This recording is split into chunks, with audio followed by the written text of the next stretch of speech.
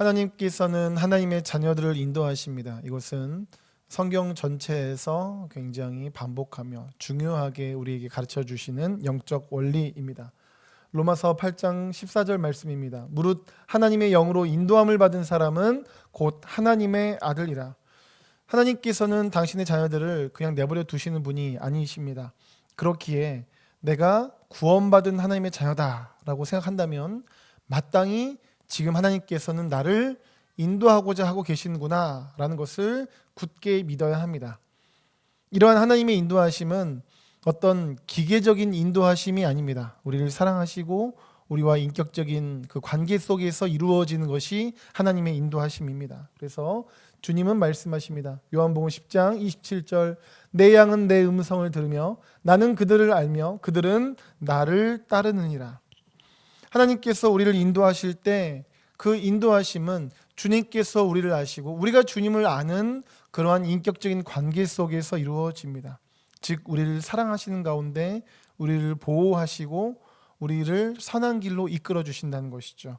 그래서 하나님께서는 이렇게 말씀하십니다. 이사야서 43장 2절 내가 물 가운데 지날 때에 내가 너와 함께 할 것이라. 강을 건널 때에 물이 너를 침몰하지 못할 것이며 내가 불 가운데로 지날 때에 타지도 아니할 것이요 불꽃이 너를 사르지도 못하리니. 아멘. 이렇게 하나님께서는 우리를 사랑하시며 함께 하심으로 보호하시며 은혜로 이끌어 주십니다. 이러한 인도하심이 있는 것이 하나님 자녀의 모습입니다. 이건 당연한 거라고 성경은 우리에게 말씀하고 있습니다. 이렇게 하나님께서는 은혜로 사랑으로 그리고 그것도 인격적인 관계 속에서 우리를 인도하십니다. 그럼에도 불구하고 때때로 우리는 하나님의 인도하심에 대해서 이해가지 않을 수도 있습니다. 하나님께서 이스라엘 백성들을 애굽에서 구하셨을 때의 일입니다. 하나님께서는 이스라엘 백성들에게 가나안 땅을 주시겠다고 약속하셨었고 이제 그 땅을 정탐하라고 하나님은 말씀하셨습니다. 그래서 보내진 정탐꾼들은 그 땅이 참 풍요로운 땅이라는 것을 확인했죠. 하지만 동시에 그들이 보았던 것은 무엇이었습니까? 그 땅의 사람들이 참 강하다. 그 땅의 성읍들이 참 견고하다라는 것이었습니다. 이 상황이 이스라엘 백성들은 인간적으로 이해가지 않았습니다. 자신들이 아무리 봐도 그 땅을 정복할 수 없어 보였기 때문입니다. 하나님께서 주시겠다고 인도하신 땅인데 차지하기 어려울 것 같았습니다. 이렇게 하나님의 인도하심이 이해가지 않을 때에 대다수의 이스라엘 백성들은 어떻게 합니까? 인간적인 의견들에 집중하면서 서로 원망을 주고받고 서로 불신의 말들을 주고받으면서 두려움에 빠집니다. 하나님을 원망합니다. 그리고 그러한 사람들은 결국 그 땅을 차지하지 못합니다. 하지만 하나님의 인도하심이 인간적으로는 이해가지 않지만 그래도 계속해서 하나님의 뜻을 붙잡고자 했었던 여호수아와 갈렙은 결국 그 약속의 땅을 차지하게 됩니다. 그러니까 이처럼 하나님께서 하나님의 자녀들을 인도하실 때에 하나님의 위대하심과 우리의 연약함의 그 간극으로 인하여서 우리가 하나님의 인도하심을 다 이해하지 못할 수 있습니다. 그렇기에 우리가 하나님의 인도하심이 이해가지 않는다 할지라도 그럴 때 우리는 우리의 인간적인 생각 혹은 그러한 생각들을 주고받으면서 그것에 집중하기보다 신실하게 하나님의 뜻을 붙잡아야 합니다. 하나님의 인도하심을 따라가야 합니다. 이러한 영적 원리를 우리는 오늘 본문에서 볼 수 있습니다. 본문 당시 예수님의 십자가 고난 전입니다. 제자들과 마지막으로 함께하는 시간을 갖고 계셨습니다. 이때 주님은 말씀하십니다. 요한복음 16장 16절입니다. 조금 있으면 너희가 나를 보지 못하겠고 또 조금 있으면 나를 보리라 하시니. 예수님은 제자들에게 자신은 곧 죽음을 맞이하지만 다시 곧 부활하여서 조금 있으면 보지 못하지만 다시 조금 있으면 보게 될 것임을 말씀하셨습니다. 이렇게 예수님께서는 앞으로 어떤 일이 있을 것인가, 예수님이 죽으시고 부활하심을 통하여서 조금 있으면 보지 못하지만 다시 이후에 조금 있으면 본다라는 그것을 앞에 있을 일들을 말씀하심으로 그들을 인도하고 계십니다. 대비하게 하십니다. 그러나 제자들은 이렇게 예수님께서 말씀으로 앞으로에 대해서 인도하시는 것을 이해하지 못했습니다. 여러 가지로 이해하지 못했어요. 여러 측면에서. 그들이 그렇게 이해하지 못할 때에 그들은 서로 말합니다. 17절 18절입니다. 제자 중에서 서로 말하되 우리에게 말씀하신 바 조금 있으면 나를 보지 못하겠고 또 조금 있으면 나를 보리라 하시며 또 내가 아버지께로 감이라 하신 것이 무슨 말씀이냐 하고 또 말하되 조금 있으면 이라 하신 말씀은 무슨 말씀이냐 무슨 말씀을 하시는지 알지 못하겠노라 하거늘. 17절과 18절 보면 예수님께서 하신 말씀 정말 단 한 글자도 이해하지 못했다라는 것을 알 수가 있습니다. 그들은 예수님께서 말씀으로 인도하시는 것을 전혀 이해하지 못했습니다. 그래서 그들이 어떻게 합니까? 17절 처음 부분 다시 보시면 서로 말하되, 또 18절 서로 말하는 것이죠. 지금 서로 말하는 것이죠. 그러니까 서로 의견을 나누면서 예수님의 말씀에 대해서 의미를 파악하고자 합니다. 그런데 이 말씀을 보시면 우리가 아시는 것처럼 전혀 감도 못 잡고 있어요. 전체적으로 이해 못하고 있습니다. 그러면 어떻게 되겠습니까? 예수님께서 말씀으로 인도하시는 것이 이해가 안 가면 당연히 예수님께 여쭤봐야죠. 그런데 그들은 어떻게 합니까? 서로 말하고 있습니다. 인간적으로 서로 의논을 하고 있어요. 그것으로 지금 그 답에 대한 의문을 해결하려 합니다. 가능합니까? 쉽지 않죠. 그렇기 때문에 예수님께서 인도하시는 말씀을 그들이 받았을 때 이해가지 않았다면 그들은 예수님께 여쭤봐야만 했는데 그렇게 하지 않았다는 것이죠. 그런 마음만 있을 뿐 실제로는 예수님께 여쭤보지 않았습니다. 그리고 그러한 그들을 예수님이 아셨어요. 그래서 예수님이 이렇게 말씀하십니다. 예수께서 그 묻고자 함을 아시고 이르시되 내 말이 조금 있으면 나를 보지 못하겠고 또 조금 있으면 나를 보리라 하므로 서로 문의하느냐. 여기서 문의하느냐라는 단어는 원문의 의미가 지식을 탐구하다라는 뜻입니다. 지식을 탐구하다. 즉 그들은 서로 의견을 나누면서 예수님이 하신 그 말씀에 대한 것을 지식적으로 탐구하고 있었습니다. 하지만 그러한 인간적인 의논, 인간적인 지식적 탐구로는 예수님 말씀에 인도하심의 진정한 뜻을 알 수가 없었습니다. 그렇기 때문에 예수님께서는 이 말씀 이후에 쭉 어떤 의미이신지를 설명해 주시죠. 이처럼 예수님께서는 제자들이 그분의 말씀을 통한 인도하심을 깨닫지 못했을 때에 그것에 대해서 직접 말씀하심으로 그들의 의문을 해소하시려 하셨습니다. 이것은 때때로 우리가 하나님의 인도하심에 대해서 온전히 우리가 이해가지 않을 때가 있죠. 온전히 분별되지 않을 때가 있습니다. 혼란하고 의문이 생길 때가 있어요. 이럴 때 하나님께서는 어떤 마음이신가 알려주고자 하신다는 겁니다. 우리에게 친절하게 인도하실 준비가 되어 있음을 아신다는 것이죠. 우리 안에 의문이 있다는 것을 아시는 그분께서는 우리에게 알려주기를 원하신다는 겁니다. 그러므로 우리는 하나님께서 우리를 인도하실 때에 그것이 제대로 이해가지 않는다면 우리가 해야 할 가장 우선적으로 중요한 것은 다른 사람과 토론하며 인간적으로 그 하나님의 뜻이 무엇일까 인간적인 지식적으로 찾는 것이 아니라 하나님께 직접 기도하며 하나님께서 주시는 지혜와 인도하심을 따라서 그것을 해석하고자 해야 한다는 것이죠. 본문에서 제자들은 말씀을 주신 예수님께서 바로 앞에 계셨죠. 그럼에도 불구하고 예수님께 여쭈기보다 자기들끼리 서로 의논하며 탐구합니다. 그런데 우리에게도 이런 모습이 있을 수 있습니다. 예수님께서 제자들 앞에 계신 것보다 사실 예수님의 영, 성령님께서는 우리와 함께 하시죠. 그분께서는 우리 가운데 계시며 하나님의 뜻 가운데 우리를 위해서 매우 간절하게 우리를 위해 기도하고 계십니다. 그럼에도 불구하고 많은 이들은 하나님의 뜻을 아시는 성령님께 뜻을 여쭙는 것을 의외로 놓치는 경우가 많습니다. 하나님의 인도하심이 잘 이해가지가 않아요. 그러면 고민을 합니다. 혹은 다른 사람들과 지식적인 탐구를 통해 뭔가를 해결하려 하는 경우들도 있습니다. 성령님께 여쭈지 않으려고 합니다. 이것은 전혀 지혜로운 방법이 아니죠. 예를 들어 욥에게 이해할 수 없을 만큼 그것도 엄청난 고난이 찾아왔습니다. 그래서 뭐 합니까? 욥이 그와 그의 세 친구가 그를 위로하기 위해서 오죠. 그러다가 그와 그의 세 친구는 대체 왜 이 깊은 고난이 왔는가 하면서 토론이 벌어집니다. 사실 욥기 대부분이 결국 뭡니까? 토론입니다. 욥과 그의 세 친구가 대체 이 고난은 왜 왔는가 하면서 그거 가지고 막 얘기하는 논쟁으로 가득한 겁니다. 하지만 결국 그 누구도 그 논쟁, 그 긴 논쟁을 통해서 정확히 그 고난의 이유를 알지 못했죠. 사람을 인도하시는 하나님의 기쁜 뜻을 사람은 다 알 수가 없습니다. 그렇게 우리 역시 마찬가지입니다. 이해가지 않는 하나님의 인도하심 앞에서 인간적인 지식 탐구나 세상 상식을 따라가 아니라 혹은 다른 누군가를 의지하기보다 가장 먼저는, 가장 중심에는 하나님께 여쭈어 보는 기도가 있어야 합니다. 솔로몬이 왕이 된 지 얼마 안 되었을 때 그는 하나님께 일천 번제를 드립니다. 오직 하나님만 의지한다는 것이죠. 그러한 솔로몬에게 하나님께서는 무엇을 원하시는지를 물으십니다. 솔로몬은 하나님께 지혜를 구하며 선악을 분별할 수 있는 그 은혜를 달라고 기도합니다. 그러자 하나님께서는 전무후무한 지혜를 주시죠. 그것을 통해서 솔로몬은 그 나라를 정말 대단하게, 이스라엘의 전성기가 아닌가 싶을 만큼 굉장하게 세워갑니다.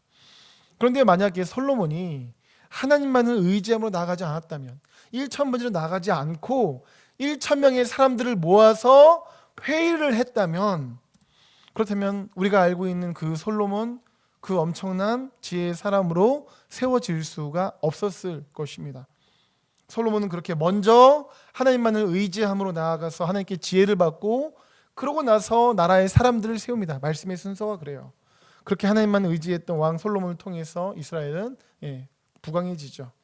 하지만 그렇게 하나님만 의지하며 세워졌던 솔로몬이 안타깝게도 하나님만 의지하지 않음으로 또 무너지는 것 우리가 성경에서 보지 않습니까? 솔로몬은 여러 이방의 여인들을 아내로 맞이하게 됩니다. 이것은 강대국이었던 솔로몬의 이스라엘과 외교적인 파트너를 맺고자 했던 이 주변 나라들이 솔로몬에게 공주를 보낸 것으로 여겨집니다. 솔로몬 입장에서는 여러 나라들과 외교적 파트너를 맺는 것이 정치적 안정을 가져올 수 있겠다 여겼기 때문에 많은 이방 여인들과 결혼을 하게 되죠. 하지만 이것은 하나님만 의지한다는 것이 아니라 인간적인 수단, 다른 사람을 의지하는 것이죠. 심지어 하나님께서는 그 말씀에서 어떤 말씀이 나오냐면, 솔로몬이 이방 여인들과 그렇게 결혼할 때에 어떤 말씀이 나오냐면, 하나님께서 일찍이 이방 여인들과 우상을 섬기는 이방인과 결혼한다면 그로 인해서 너희도 우상을 섬기고 될 것이니, 그러니 우상을 섬기는 이방인들과 결혼하지 말라라는 말씀을 하셨었습니다. 그러나 솔로몬은 하나님만 의지하지 않고 사람 의지함으로 하나님의 말씀 불순종하며 많은 이방 여인들과 결혼을 하게 됩니다. 그렇게 하나님만 의지하지 않고 사람 의지했던 것으로 인해서 그 엄청났던 이스라엘 솔로몬 다음 때에 분열됩니다. 여러 분쟁과 어려움 속에 들어가게 되죠. 이러한 솔로몬의 일대기는 우리가 철저하게 하나님만 의지하는 것, 하나님의 뜻을 구해야 되는 것, 이것이 먼저구나, 이것이 우리의 중심이 되어야 되는구나라는 것을 보여줍니다. 성경은 말씀합니다. 잠언 3장 5절부터 8절까지 말씀입니다. 너는 마음을 다하여 여호와를 신뢰하고 너의 명철을 의지하지 말라. 너는 범사의 그를 인정하라. 그리하면 너의 길을 지도하시리라. 스스로 지혜롭게 여기지 말지어다. 여호와를 경외하며 악을 떠날지어다. 이것이 너의 몸의 양약이 되어 너의 골수를 윤택하게 하리라. 아멘. 사람의 지혜는 오류가 종종 있고 제한적입니다. 반면 하나님은 전지전능하시고 우리의 삶 전체를 아시는 분이십니다. 따라서 우리는 모든 우리 인생의 결정 혹은 우리 인생의 도전 앞에서 사람의 지혜에 의존하기보다 하나님께 기도로 나아가 그분의 인도하심을 구해야 합니다. 이것은 여러 사람들이 모인다고 해도 똑같습니다. 참새 1000마리가 모인다고 사람보다 똑똑해지는 것이 아닙니다. 제자들이 여럿이 열심히 토론한다고 예수님의 말씀을 알 수 있는 것이 아닙니다. 예수님께 여쭤봐야 됩니다. 하나님께 여쭤봐야 합니다. 솔로몬이 위대한 왕으로 세워질 수 있었던 것 하나님만 의지했기 때문입니다. 그러나 솔로몬이 무너졌던 것 다른 나라 의지했기 때문입니다. 그렇기에 우리는 오직 하나님을 의지하며 하나님의 인도하심만을 구하는 그 믿음이 우리 안에 있어야 합니다. 성경은 우리에게 약속하죠. 야고보서 1장 5절 너희 중에 누구든지 지혜가 부족하거든 모든 사람에게 후히 주시고 꾸짖지 아니하시는 하나님께 구하라. 그리하면 주시리라. 아멘. 우리가 하나님께 지혜를 구할 때 하나님은 너 왜 나한테 구하니라고 하시는 분이 결코 아니십니다. 원하시는 분이십니다. 기다리시는 분이십니다. 후히 주시는 분이십니다. 구하라 그리하면 주시리라 말씀하시고 약속하시는 분이십니다. 그러므로 우리는 예수님을 앞에 두고 자기들끼리 토론했던 제자들과 같아서는 안 되고 하나님 앞에 구하여 하나님께서 후히 주시는 그 지혜로 살아가야 할 것입니다. 사랑하는 여러분, 여러분들께서는 이해가지 않는 하나님의 인도하심 앞에서도 인간적인 지혜가 아닌, 그래서 다른 사람 의지하면서 토론하는 것이 아닌 오직 하나님만을 의지하며 기도하며 나아가십니까? 그래서 매일의 삶 가운데에서 오직 하나님께 순종하며 하나님만을 따르고 계십니까?